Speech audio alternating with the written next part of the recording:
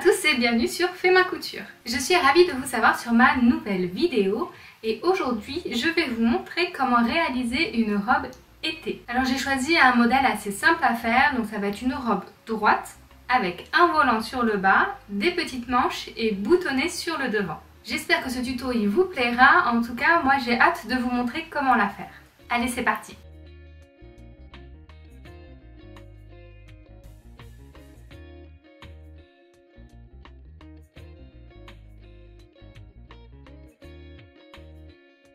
Pour réaliser notre robe, il nous faut 2 mètres de tissu, par exemple du double gaze, un perroquet pour les courbes, une règle japonaise, des ciseaux, tissu et papier, une gomme, un crayon à papier, du fil assorti au tissu, une dizaine de boutons de 2 cm, 1 mètre de thermocollant, des épingles et du papier patron.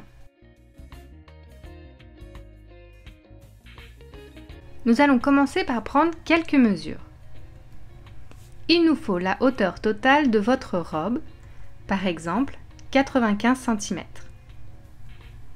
Prenez également le tour de poitrine et le tour de hanche. Donc moi par exemple, j'ai une hauteur de 95 cm, une largeur de poitrine de 96,5 et une largeur de grande hanche de 110. Sur la largeur poitrine, ajoutez 4 cm. Je me retrouve à 100,5. Je divise maintenant par 4 et j'ai 25,125. Donc on va arrondir à 25,15. Pourquoi je divise par 4? Tout simplement parce qu'on va travailler sur un quart de notre vêtement. Il faut faire la même chose pour les grandes hanches. Donc on rajoute 4 cm, puis on divise par 4 et moi je me retrouve avec par exemple 28,5. Donc voici mes mesures finales pour pouvoir travailler mon modèle. Sur une feuille, on va commencer par le dos. Tracez une ligne qui correspond à votre milieu dos mais également à votre droit fil. Tracez une première ligne en haut qui sera votre ligne de pointe encolure. Tracez ensuite une ligne qui correspond à votre hauteur totale moins 20 cm. Donc par exemple, pour moi c'est 95 moins 20, donc je me retrouve avec une ligne à 75 cm. C'est la ligne de bas de corps sans le volant. Tracez également une ligne à la hauteur de poitrine. Donc en fonction de votre tour de poitrine, vous allez varier entre 25 et 30 cm. Toutes nos lignes de repère sont tracées, nous allons pouvoir maintenant commencer à créer le patron. On commence par le demi-écart encolure, par exemple 8 pour un écart encolure de 16 au total. On fait un petit trait de repère, puis on descend de 2 cm pour la profondeur encolure dos. On rejoint les lignes en faisant une petite courbe. Passons maintenant à la longueur épaule. On va dire à peu près 12 cm. N'hésitez pas à mesurer sur vous pour être sûr. À partir de ce point, on descend de 3 cm et on fait un petit point de repère. On rejoint les deux repères. À partir de là, on va faire notre profondeur en manchure. Donc en fonction de votre tour de poitrine, vous allez plus ou moins descendre entre 20 et 22 cm. Faites un petit point de repère. À 10 cm du haut, faites un autre petit point à 1,5 à l'intérieur. Avant de rejoindre les 3 petits points, on va également mettre notre repère de quart poitrine que nous avons mesuré au début. Il ne reste plus maintenant qu'à tout rejoindre. N'hésitez pas à faire un petit arrondi et surtout n'oubliez pas les angles droits, très importants sur l'épaule et au niveau de mon trait rouge. Nous allons maintenant passer aux grandes hanches. Donc prenez la mesure de 1/4 de grande hanche, faites un repère, puis rejoignez la ligne de poitrine et de hanche. Bien sûr, en bas, on ne peut pas laisser comme ça, il va falloir faire une courbe, donc créer un petit angle droit. Grâce à votre règle japonaise, si vous en avez une, faites un angle droit à peu près à 1 voire 2 cm du bas. Puis tracez une courbe venant en mourant sur le milieu devant. Et voilà, le dos est terminé, vous voyez, ça a été assez rapide.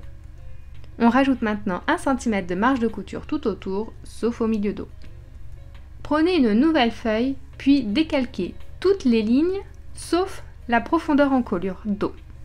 N'hésitez pas aussi à récupérer la ligne de poitrine pour notre repère. Comme vous l'avez compris, nous allons faire maintenant le devant. Nous allons faire une profondeur en encolure devant d'environ 18 cm, mais n'hésitez pas à faire peut-être un peu plus profond si vous voulez. On peut aller jusqu'à, on va dire, 20 voire 21, sinon ça fait un petit peu trop décolleté. Je fais un petit repère, puis je rejoins ma ligne d'encolure. Sur mon milieu devant, étant donné que la robe va être boutonnée, il faut bien sûr créer ce qu'on appelle une croisure. Donc je fais une ligne parallèle à mon milieu devant à 2 cm et je prolonge ma ligne d'encolure devant. Je rajoute enfin 1 cm de marge de couture tout autour de ma pièce. À 2 cm de ma profondeur encolure devant, je vais placer un repère pour mon premier bouton. Ensuite, en calculant bien, je vais rajouter un bouton tous les 10 cm.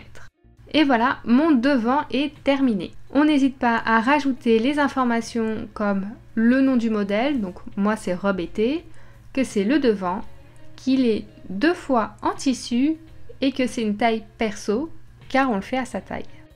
Sur une nouvelle feuille, on va créer ce qu'on appelle la parmenture devant, qui sera à l'intérieur. Ça permettra de bien faire propre et de surtout pouvoir faire les boutonnières sans problème.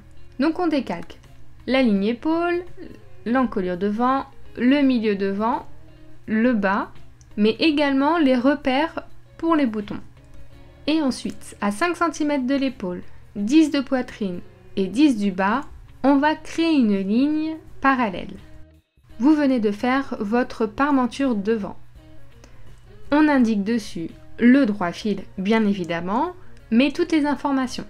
Donc, robe été, parmenture devant. Elle sera coupée 2 fois en tissu, 2 fois en thermo, ce qui est très important. Et bien sûr que c'est une taille perso. On va faire la même chose pour le dos. Donc on indique toutes les informations et sur un nouveau morceau de papier, on décalque la profondeur encolure dos, l'épaule, puis à 5 cm, on va créer une ligne parallèle. Et voici ma parmenture dos qui sera coupée une fois au pli en tissu, mais également une fois au pli en thermocollant. Donc si on résume bien, vous avez maintenant votre pièce de devant, la parmenture devant, votre pièce dos et la parmenture dos. Mais il nous manque bien évidemment pour ce modèle le petit volant que l'on va mettre en bas de la robe. Donc sur une nouvelle feuille, vous allez tracer un rectangle qui fait 20 cm de haut et pour la longueur, c'est la demi-largeur dos x 2. Moi par exemple, c'est 128,5 x 2, donc 57 cm. On rajoute une marge de couture de 1 cm tout autour, sauf sur un des petits bords, car la pièce sera à couper au pli. Vous pouvez, si vous voulez, rajouter 2 cm sur le bas du panneau, qui sera l'ourlet. On indique du coup les informations que c'est notre panneau bas dos, le tissu une fois au pli, et bien sûr, on n'oublie pas d'indiquer le milieu dos et le droit fil. Pour le devant, ça va être quasiment pareil. On reste sur un rectangle de 20 cm de haut, et pour la largeur, on fait la demi-largeur bas devant x 2 plus 10 cm. Moi, je suis sur 28,5 x 2 plus 10, donc je suis à 67 cm. Pourquoi les 10 cm ?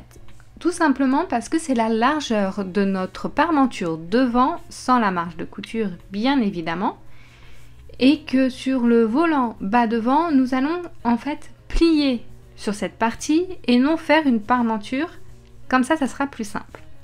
À 2 cm, je fais un nouveau repère et celui-ci est mon milieu devant.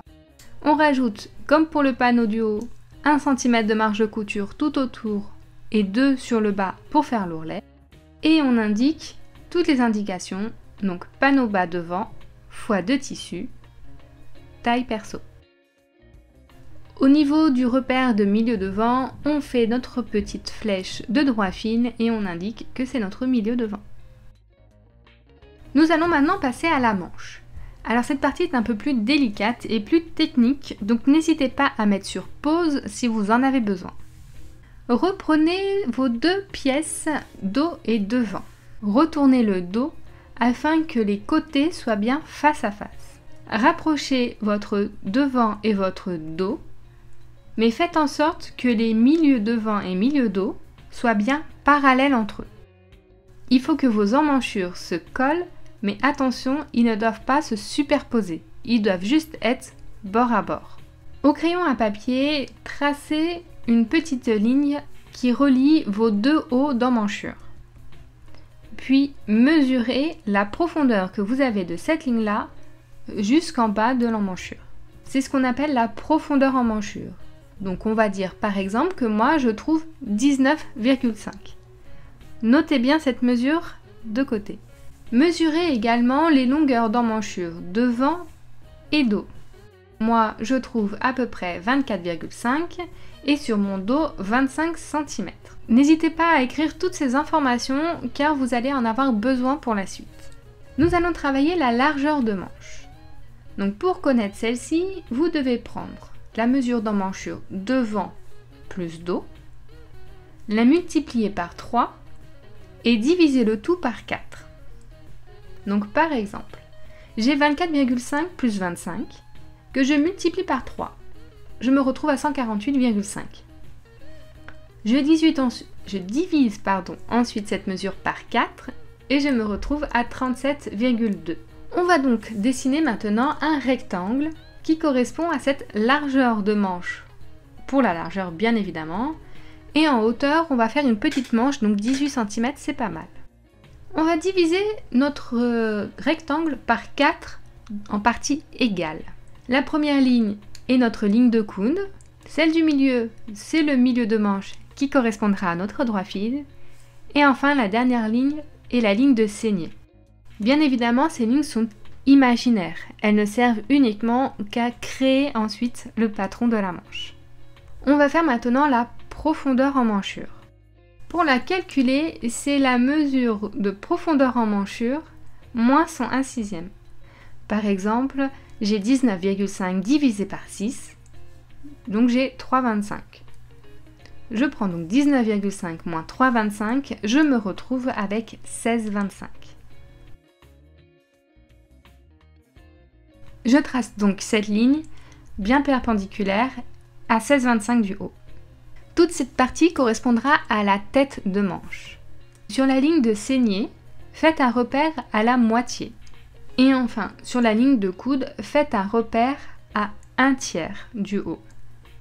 Tracez des lignes en pointillés reliant ces repères. Sur les milieux, bien perpendiculaires, faites d'autres petits repères. 1 cm pour le dos et 2 cm pour le devant. Ça va être très important car ça va permettre de creuser la manche et de pouvoir bien s'adapter à notre corps. Nous avons maintenant tous nos petits repères. Il ne reste plus qu'à tracer une ligne. Le tout en passant à chaque fois sur les points importants comme je vous l'indique sur la vidéo. Mesurez maintenant toute cette ligne. Il va falloir la comparer avec notre mesure d'emmanchure devant plus dos, donc 49,5, et voir si nous avons un embut entre 2 à 3 cm maximum. Donc moi, ma ligne verte mesure au final 52 cm. Je suis bien car j'ai pas plus de 3 cm d'embut. Afin de pouvoir bien répartir celui-ci, il faut bien évidemment mettre des repères. Donc sur la partie dos, nous allons faire un repère de mesure en emmanchure dos. Puis sur le devant, celle de l'emmanchure devant. Faites un repère qui sera du coup notre repère de montage lié à la ligne épaule de notre vêtement entre ces deux repères. Nous avons maintenant toute notre manche. Afin de bien monter la manche sur le vêtement et également de bien répartir l'embut tout partout, nous allons créer d'autres repères sur le bas de l'emmanchure. Sur le dos, faites un repère à 10,5 et sur le devant, deux repères. Un premier à 9,5 et le deuxième à 10,5. Il va falloir mettre les repères adéquats du coup sur le vêtement. Donc sur notre dos, on fait un repère, ce coup-ci, à 10 cm et sur le devant, à 9 et 10 cm. Pourquoi me direz-vous, on a cette différence de 0,5? Tout simplement car nous allons donner un tout petit peu d'embu sur le dessous de manche afin de pouvoir être à l'aise pour faire des mouvements comme par exemple lever le bras. On rajoute maintenant 1 cm de marge de couture tout autour, 2 cm pour l'ourlet et on indique toutes les informations.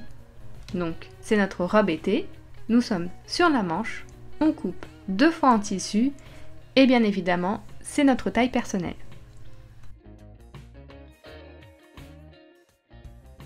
Commençons par couper nos pièces de patron sur le tissu. Prenez celui-ci, bien repassé, puis pliez-le en deux sur la largeur. Venez placer les différentes pièces du patron en suivant bien les indications. Le dos sur la pliure du tissu et le devant sur l'autre côté. Si votre tissu a un motif mais qui n'a pas de sens, vous pouvez poser les pièces tête bêche. Coupez ainsi toutes les pièces du patron. N'oubliez pas également de couper nos 2 parmentures en thermocollant. Nous allons d'ailleurs commencer par nos parmentures. Posez les pièces sur les côtés où il y a les perles de colle de nos pièces en thermocollant et avec le fer, faites fondre la colle. Faites-le sur toutes les pièces de parmenture, dos et devant. Démarrons maintenant le montage. Assemblez les lignes de côté de la robe devant et dos entre eux. Faites une couture à 1 cm, puis on surjette pour faire propre ou on fait un point zigzag si vous n'avez pas de surjeteuse. Une fois les côtés faits, on fait les épaules. On en profite pour faire la même chose avec les parmentures où on les assemble avec la ligne d'épaule. Une fois tout assemblé, on va poser la parmenture sur la robe. Posez-la bien bord à bord et endroit sur endroit, le tout en alignant bien les lignes d'épaule. Faites une couture de 1 cm tout le long de la parmenture. Une fois fait, faites un petit point de maintien sur les épaules pour éviter que la parmenture ne ressorte au moment de la porter. On finit cette partie par un coup de repassage pour bien marquer toutes les coutures. Prenons maintenant les volants.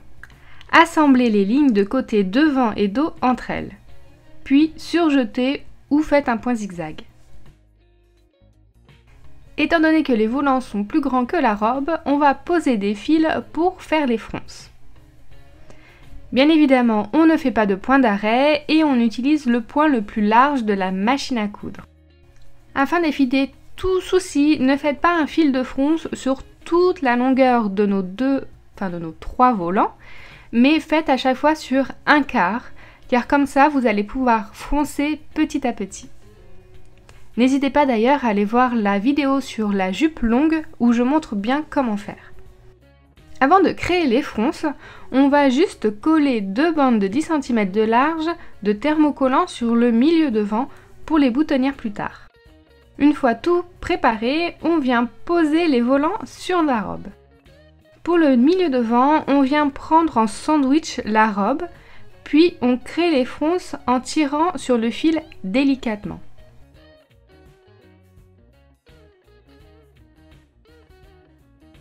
Une fois toutes les fronces créées, on fait une couture à 1 cm, puis on surjette pour faire propre.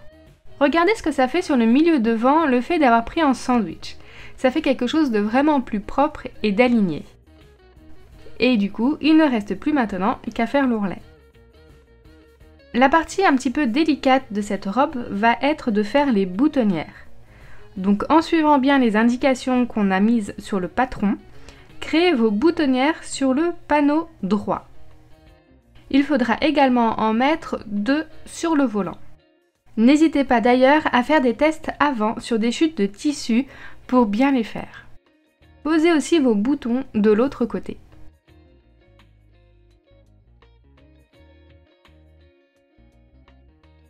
Dernière étape, le montage des manches. Fermez les manches et faites une couture à 1 cm. On en profite également pour faire l'ourlet tout de suite pour plus de facilité.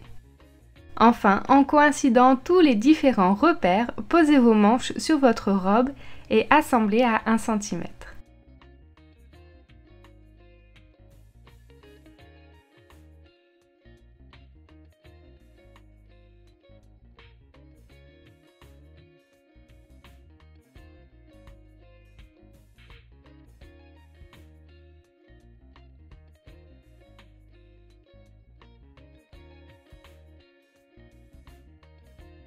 Et voilà, maintenant vous savez comment réaliser cette robe. Donc la partie la plus longue est évidemment la création du patron, car il faut bien prendre ses mesures et prendre son temps pour bien le faire. Sur la partie montage, ça sera quant à ça plutôt les boutonnières qui vont être un peu plus délicates à faire, car il faut prendre votre temps et comme je vous l'ai dit, n'hésitez pas du coup à faire des tests sur des chutes de tissu. En tout cas, moi je suis vachement contente de ce petit tuto parce que ça faisait longtemps que je voulais une robe comme ça, mais à chaque fois dans le commerce, je ne trouvais pas le modèle qui me plaisait et celle-ci me plaît beaucoup, surtout que j'ai choisi le tissu.